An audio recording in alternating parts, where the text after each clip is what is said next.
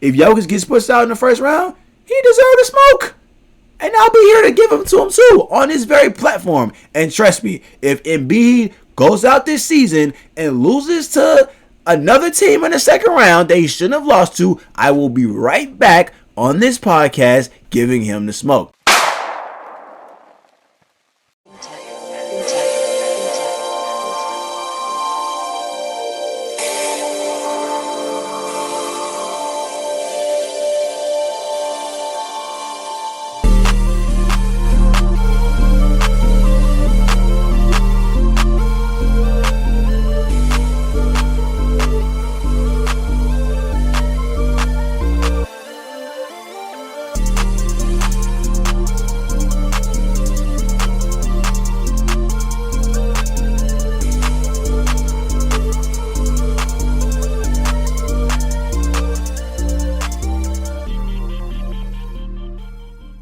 I haven't really talked too much about the MVP of the NBA this season. For majority part of the season, Jokic was pretty much the front runner not since the season started, but pretty much midway through the season. It was kind of recognized that Jokic was probably going to win his third straight MVP. Now, a lot of people had problems with that stuff, saying that, oh, we're talking about a guy who was about to win, who's about to become, I think, the third or fourth all time to win 3 in a row, and hasn't even been to the finals and has not had the playoff success that a lot of, owners and teams would like for a guy to win 3 straight MVPs. Majority of these owners, they get tired of voting for the same guy. And it bewilders me that they got tired of voting for LeBron, voting for Giannis, but Jokic somehow is about to get his third straight one with at least at the time, he could win his third straight MVP, and it's no rebuttal. It's no, oh, we're tired of this. He needs to go do this. I feel like that's kind of what didn't get Giannis his third MVP. Because it got to a point where it was like, bro, how many MVPs are going to give you if you're not going to do nothing in the playoffs? He won his first one. He got to the Eastern Conference Finals. Okay, cool. You get your second one in the bubble, but you get put out in round 2 versus a Miami team you shouldn't have lost to. So, and I mean, again, they didn't give him that respect again until he went and won the NBA championship. So, normally you do see owners and just anyone in general that has these votes get tired of voting for guys who put up great regular season statistics but don't do nothing in the postseason. And just in general, because you even had LeBron during Miami, who was by far the best player in the NBA even before then, but especially those 4 years in Miami. He got snubbed out at least 2 MVPs during that time, and he won back-to-back. So it gets to a point when some of these owners just get tired of voting for the same player. I don't know, to be honest, why that's not the case for Jokic. I'm not going to sit up here and say it's some racist, no, we're not doing that here. We're not doing that. I'm not going to say it's that. However, I am kind of perplexed on why owners and these voters are just willing to give Jokic his third MVP, but guys like LeBron and Durant and Kobe, couldn't even scratch this. But it is looking like Jokic's stock has went down, especially in March. Not only has Denver been losing, but they've been losing in the expense of Jokic not playing at well. So, Embiid should be the winner. If he's not the winner of the MVP this year, that is a problem. However, although I think Embiid will win the MVP, number one, I would like to state, I don't care. And when I say I don't care, obviously, Embiid, we all know how sought after Embiid is after this MVP award. I mean, he feels like the last 2 seasons he should have won it, which is fine. I'm not going to say he doesn't deserve to feel that way, but I think Jokic the last 2 seasons had 2 better seasons than him. I think this year this is his best chance to win it. Okay, you win the MVP, cool. But what are you actually going to do? Because I see a lot of people bashing Jokic for winning on the precipice of possibly winning his 3rd straight, but pointing out to the fact that, hey, he hasn't really done anything yet. Now he puts up great numbers, but only one conference appearance, no finals appearances. Why should he get his third straight MVP? And I agree with that. But my response is this. If you're going to get on Jokic for that, let's take a look at Embiid. Embiid is a guy who hasn't even been out the second round yet. And by the way, every team that he's lost to in the second round, with possible exception to Miami last year, he definitely should have beaten.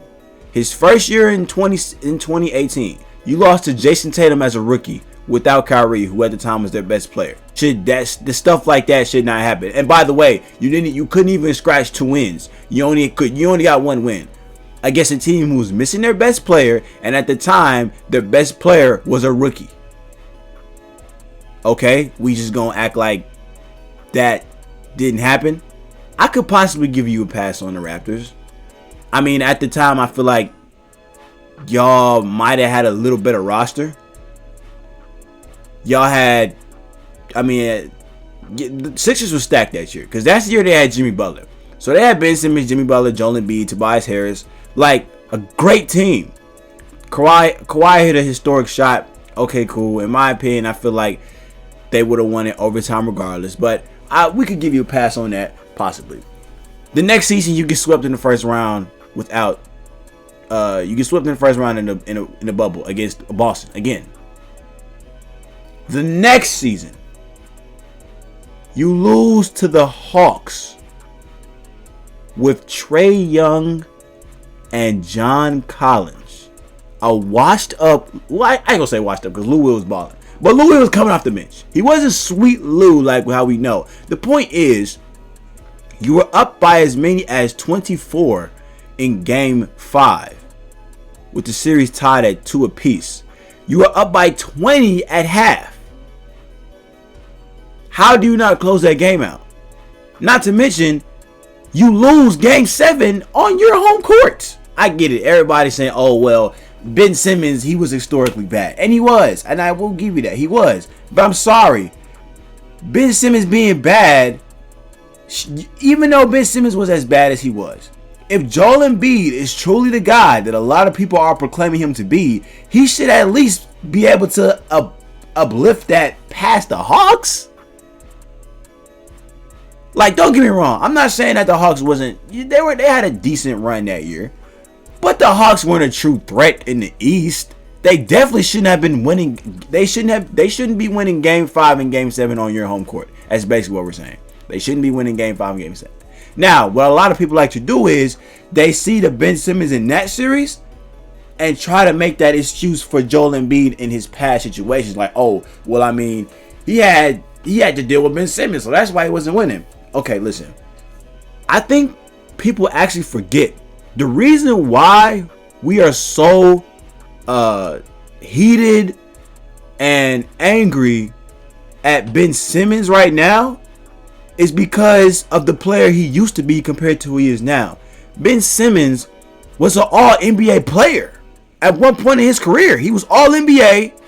He was a regular all-star, and he was very much in the conversation for Defensive Player of the Year in multiple seasons.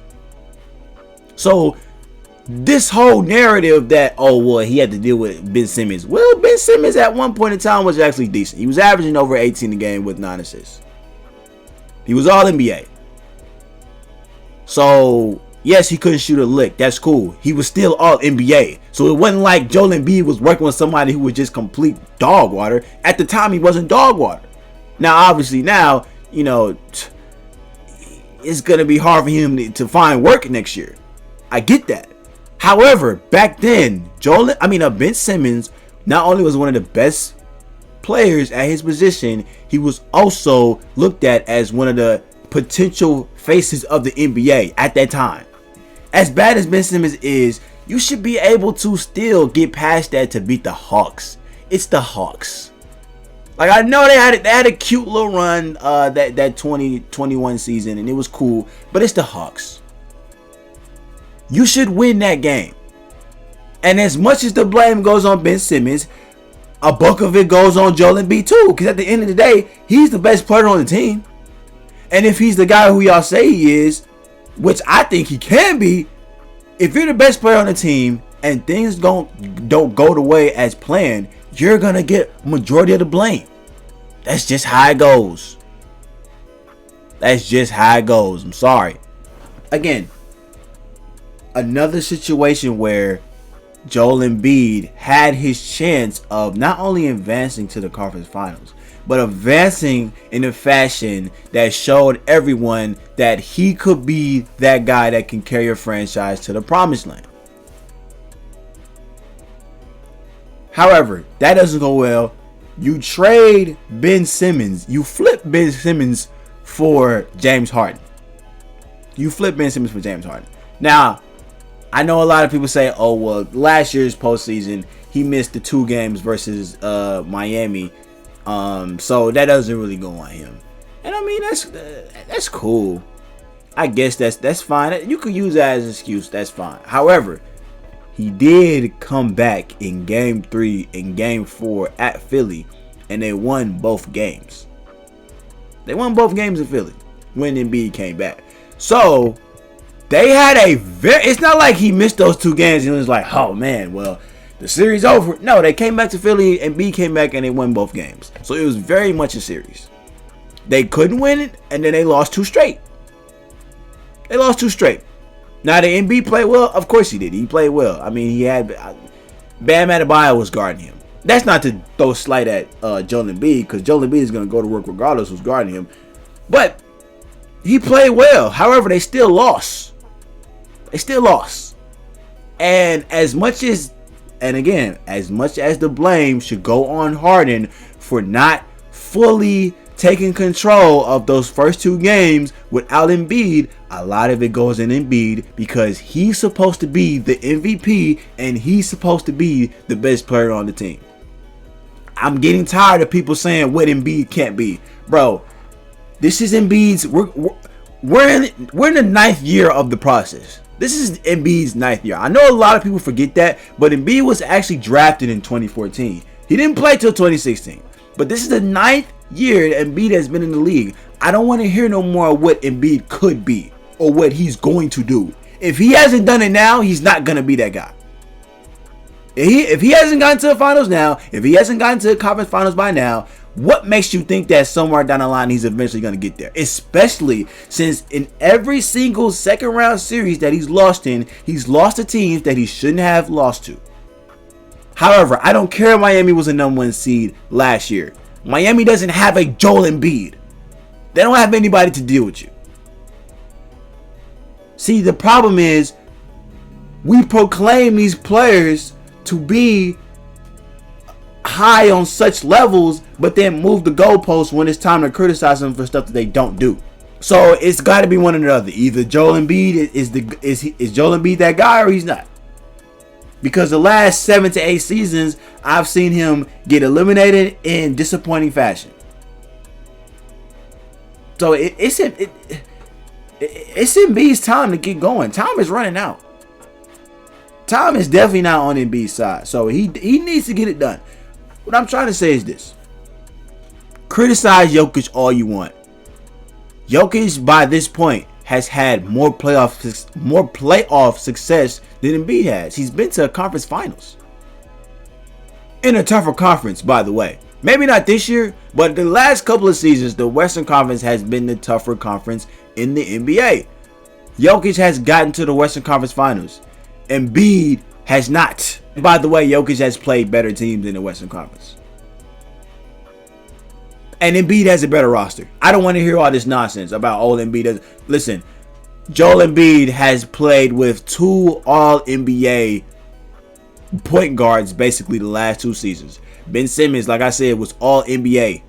James Harden, All-NBA. Name me the All-NBA teammate Jokic has. Name it. Jokic ain't got no All-NBA teammates. I don't even think Jokic has an All-Star teammate. Jokic don't even have nobody that's been in an All-Star game. And he still got to the conference finals. And they're still the number 1 seed. So, if you want to criticize Jokic for getting the 3rd MVP, and him and not having that much playoff success, that's fine. I think it's valid. If you're a 3-time MVP, you should be having us in the finals or at least winning championships every other year. I understand that because dudes who have won 3 straight MVPs like Larry Bird were doing that. I get that. However, let's not use that to try to not only diminish what Jokic is doing, but also try to make a case for Embiid to win it. Because Embiid is in a worse situation because he hasn't been to a conference finals and he's been in a weaker conference. I'm just saying, pressure needs to be on Embiid too. I see a lot of people saying, oh, it's a lot of pressure on Jokic. Which, of course, it is pressure on Jokic. But let's not act like it's no pressure on Embiid. And let's not act like the last 5 to 6 seasons he's been in the postseason have ended in disappointment. So Embiid deserves smoke just as much as Jokic deserves smoke if neither don't win or reach the conference finals. If Jokic gets pushed out in the first round, he deserves the smoke. And I'll be here to give him to him too on this very platform. And trust me, if Embiid goes out this season and loses to another team in the second round that he shouldn't have lost to, I will be right back on this podcast giving him the smoke. Now, as far as the postseason this season for Embiid, in my opinion, I still think that they're the 3rd best team in the Eastern Conference Finals. I think the Bucks are better. I think the Boston Celtics are better. And y'all already know Cleveland is my sleeper pick. Listen, I'm not going to say they're going to reach the finals, but I think a lot of people are asleep on Cleveland. They're number 1 in defensive efficiency, and they can shoot the 3 ball. Plus, Donovan Mitchell is emerging into a superstar. I mean, he's not there yet, but he's emerging. And you have Darius Garland, who's probably outside of Kyrie and Paul George, he's probably the best one-on-one guard in the NBA. But you have Linton, Evan Mobley, and Jared Allen. And you have great production off the bench. Now, I know Karis LeVert has been kind of inconsistent this season, but I expect him to turn it on for the playoffs. You got him coming off the bench. You got guys like Zeddy Osman, guys that can score off the bench. You added shooting in Danny Green. I know he doesn't really play that much, but in a playoff situation, I definitely think he'll get minutes. I think Cleveland is a well-built team. I still think Philly's a little better, though. Because as good as Evan Mobley and Jared Allen are, I don't think that they have enough to actually deal with Embiid. And a lot of teams don't, outside of Boston and Milwaukee. Because you have guys like Al Horford, Robert Williams, Brook Lopez, guys who have the length and the strength to deal with to Joel Embiid. I think Cleveland has the length, they don't have the strength. And Embiid, you gonna need both.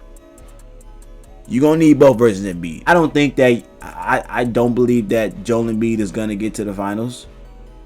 He might get to the Eastern Conference Finals. I wouldn't beg on it. I still think the Eastern Conference Finals is gonna come down to Boston and Milwaukee, and simply because not only do I feel like those teams are better, they're better built, but those teams have shown me that they have the potential to. The Sixers haven't shown me that they can elevate and get to the next level. All they show me is we'll give you sparks of potential and then disappoint you in the playoffs. Right? And when you're going against guys like Tatum, Brown, and Giannis and Chris Middleton, guys who they play so much with each other, they've been in so many difficult situations with each other that when controversy hits, it's nothing to them. I think with the Sixers, they struggle in clutch time moments, and we've seen it all season. We've seen them give up leads late. We've seen them struggle with scoring late. Milwaukee doesn't have that issue. Boston for sure don't have that issue. Boston regularly can get theirs whenever they want to. And in my opinion, I feel like the reason why Milwaukee didn't get back to the finals last season was because Chris Middleton's injury. Now, if Chris Middleton is coming back hurt, I have Milwaukee going back to the finals and winning it all if Chris Middleton is healthy.